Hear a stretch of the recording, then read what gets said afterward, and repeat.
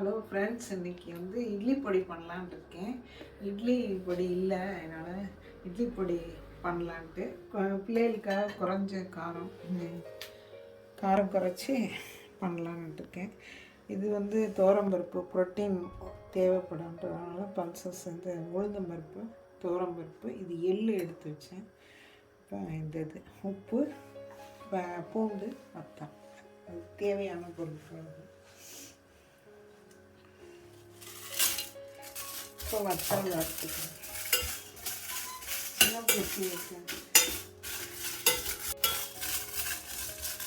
சின்ன பிள்ளைங்களுக்கு காரம்னால காஷ்மீர் சில்லி எடுத்துருக்கேன்.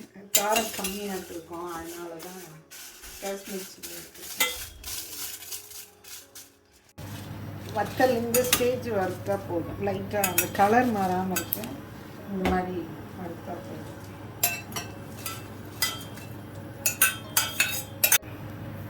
எள்ளு எங்கே இருந்தாலும் வெள்ளை எள்ளு அல்லது கலர் எள்ளு, எதுனாலும் கருப்பு எள்ளு எதுனாலும் போட்டுக்கலாம். சும்மா ஒரு ஃப்ளேவர் தான். இது வெறும் பருப்பு மட்டும் வச்சுக்காமல் இது ரெண்டு கம்பைன் பண்ணி சாப்பிட்ற மாதிரி இருக்கும். ப்ளெயினாக எள்ளு பொடினா திரிக்கிறப்போ உருண்டுட்டு வரும். இதெல்லாம் பருப்புகளோடு போடும்போது உதிரியாக இருக்கும். பொடி நல்லா உதிரியாக சேர்க்கும்.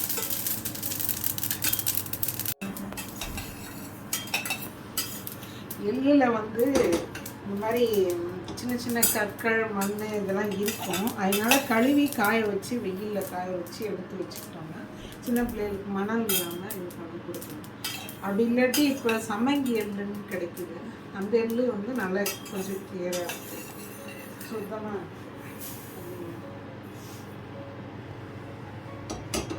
இப்போ துவரம்பருப்பு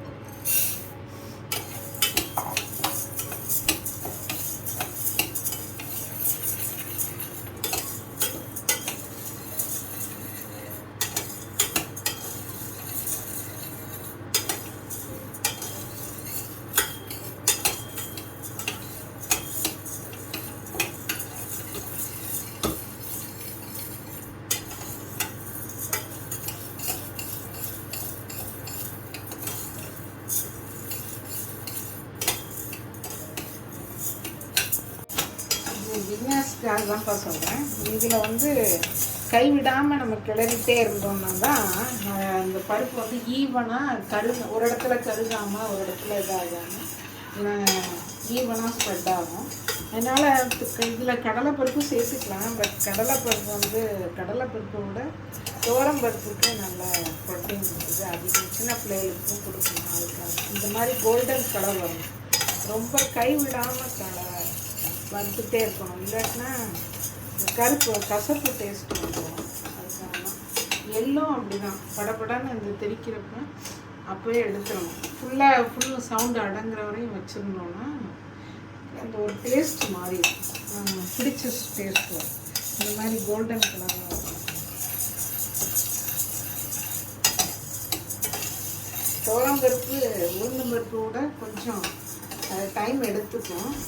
நம்ம டைரெக்டாக எண்ணெய் பொடி சாப்பிட்றதுனால கொஞ்சம் நல்லா டீப்பாக வறுத்தா தான் இதாக இருக்கும்.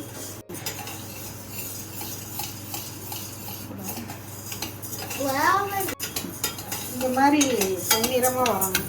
ஏன்னா டைரெக்டாக நம்ம சாப்பிட்றதுனால பிள்ளைகளுக்கு கொடுக்குறது நல்லா வறுத்து இருக்கணும்.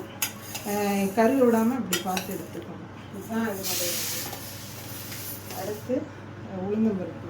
இப்போ உளுந்தம்பொடினா நம்ம மேக்ஸிமம் நீங்கள் பார்த்துருப்பீங்க.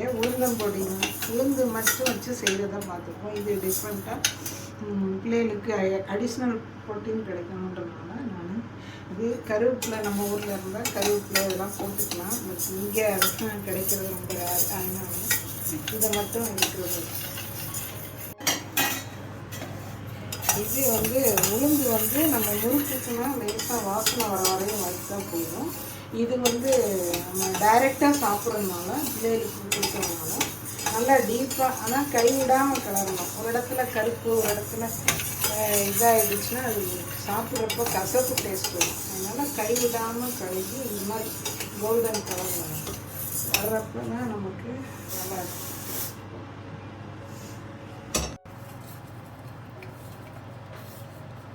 கொஞ்சம் நைஸாக அடிக்கக்கூடாது, கொஞ்சம் பரபரான ஒரு இது அடித்தோன்னா நம்ம க்ரன்ச்சியாக சாப்பிட்றதுக்கு நல்லா ஒரு இதாக இருக்கும். சரி, இது அவ்வளோதான் பொடி இட்லி பொடி. உங்களுக்கு பிடிச்சிருந்துச்சுன்னா லைக், ஷேர் அண்டு கமெண்ட்ஸ் கொடுங்க, சப்ஸ்கிரைப்.